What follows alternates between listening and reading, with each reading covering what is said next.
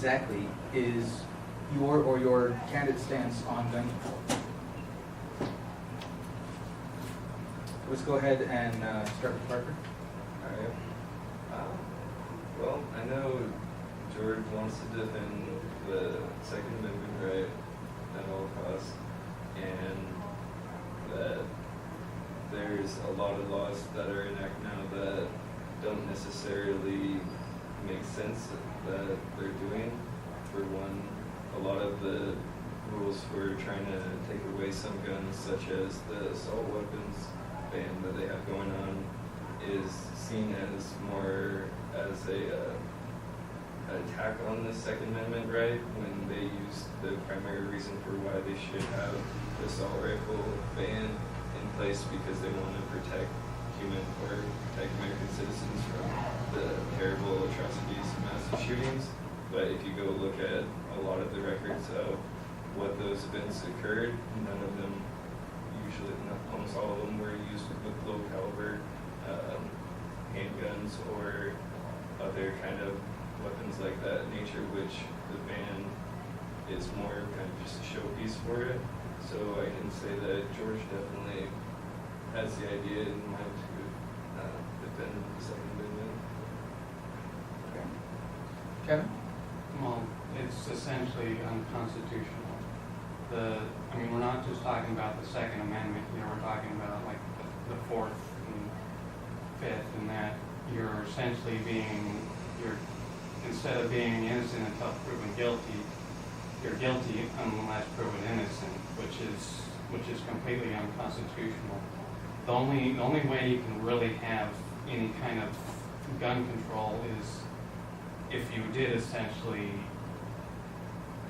amend the Constitution to allow for this idea of guilty until proven innocent, or to just plain out ban guns, which doesn't necessarily work when you take the idea of, with current prohibition laws that we have, like when they prohibited alcohol, we still have alcohol. With they prohibit marijuana, we still have marijuana.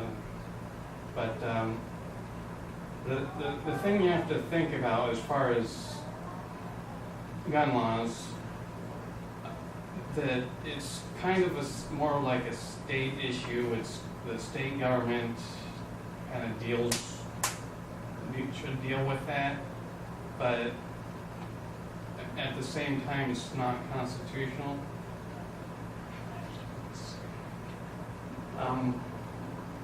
If you look at the statistics for like gun violence or just overall violent crime in our state, you have about I think the calculation was on that for me, it was 0.008% chance of being a victim of a violent crime. That's what the statistics are. It's like 4 out of 100,000 people are experiencing violent crime. But the majority of that it comes from, I mean, you don't really have to worry about it for the most part, because most of that comes from like gangbanger types of people. It's not like law-abiding citizens with concealed carry permits or things like that. I mean, yeah. Okay. And Josh? I haven't seen recently any laws on gun control that I would agree with at this point. I believe that there's been a lot of ideas introduced, but they haven't been thoroughly vetted. For example, one could claim that, well, this person is not mentally capable of owning a gun, or is capable of committing a crime. The criteria for judging what that capability is very subjective, right? So at this point, I do not endorse or would support any additional gun legislation. We do currently have, obviously, background checks for new weapons. Beyond that, I don't see myself supporting any additional gun legislation. Awesome. Can you ask a related question? If anybody has a related question, feel free to speak up. Do not hesitate to interrupt me. But what is your view of preventing felons from being able to carry guns? Preventing felons from being able to carry guns. So as the law currently stands, Yes. this is weird. I believe felons with a history of violent crime should not be allowed to own guns. Obviously, there is the issue of control. You cannot physically control them. All you can do is place administrative boundaries on them and say, well, you're not allowed to. Does that prevent them from getting one? Probably not. I have a friend who has dual residency in Mexico and America. And down in Mexico, they're not allowed to own guns.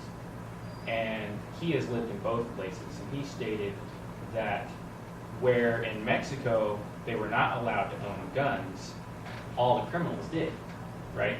And so they have mass kidnappings, murders, and there's nothing for the citizens to defend themselves with, right?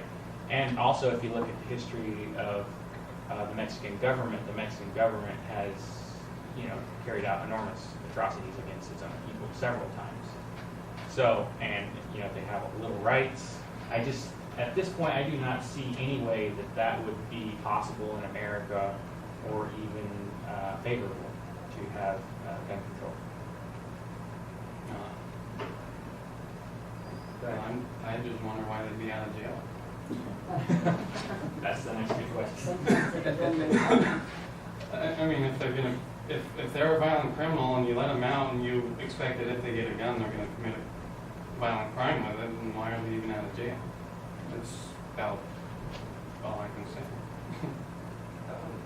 Yeah, I know George, he agrees with the somewhat the current constraints on getting guns to felons and also the mentally unstable, I guess, or I don't know technically how they label it in the background checks.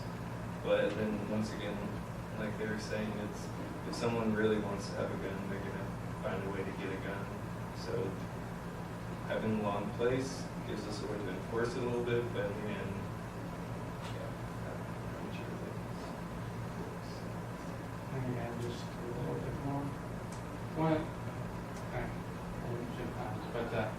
One of the things is a lot of people who are prohibited from owning guns, they might use marijuana either recreationally or medically, and that essentially makes it illegal for them to own a gun.